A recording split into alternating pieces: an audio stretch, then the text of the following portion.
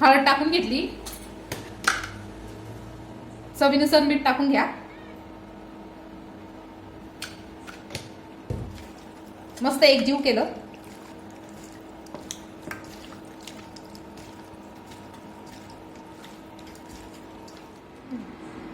पातेले ठेवलं, तेल टाकून घेतले 2 पळी.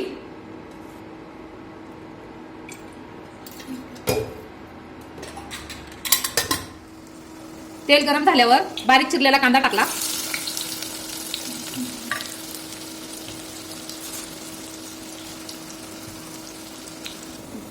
कांदा आता थोडासा लाल झाला का त्याच्यामध्ये हे मॅरिनेट केलेले चिकन टाकून द्या.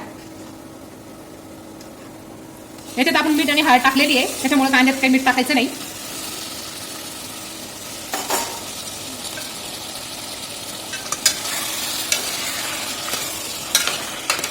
मस्त असं हलवून घेणे.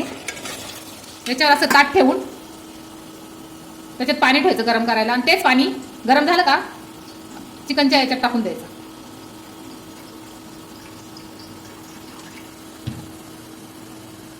वापर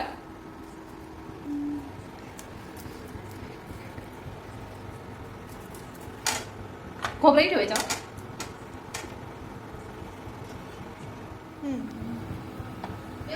हा मम्मी झालं काय जेवायला? खूप भूक लागली आहे मला.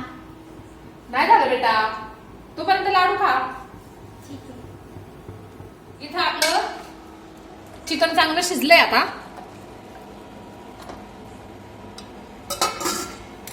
कांदाही चांगला काळा झालाय. त्याच्यासाठी मी लागणारे मसाले: खोबरं भाजून घेतलंय, आलं घेतलंय, लसूण घेतलंय, कोथिंबीर घेतली, टोमॅटो घेतले. आणि टोमॅटो कोणी टाकतं कोणी नाही टाकत, पण काळ्या मसाल्याच्या भाजीत टाकून बघा तुम्ही, खूप छान लागते भाजी. मसाला आता सगळ्या मिक्सर मध्ये काढून घेऊ.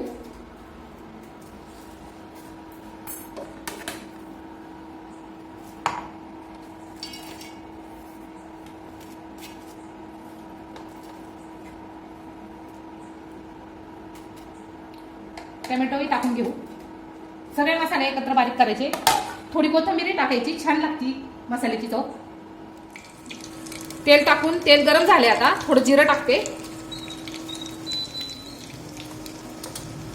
मिरची पावडर, घरगुती मिरची पावडर आहे, आणि घरगुती काळा मसाला आहे.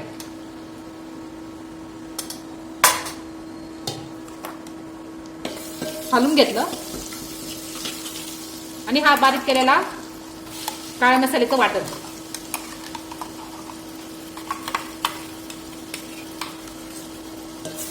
हलवून घ्यायचं चांगलं. याला छान तेल सुटले. आता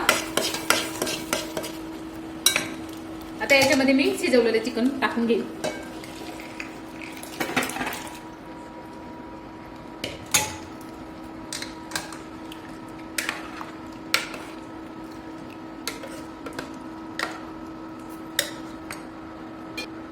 छान अशी कोथिंबीर टाकून घेईल, आणि 5 ते 10 मिनिटं गॅसवरच राहू द्या.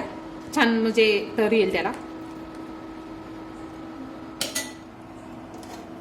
बघा भाकर किती छान फुगली आपली तांदळाची. माझ्या मुलींना खूप आवडते बरं का तांदळाची भाकर. त्या बाजरीची खात नाही.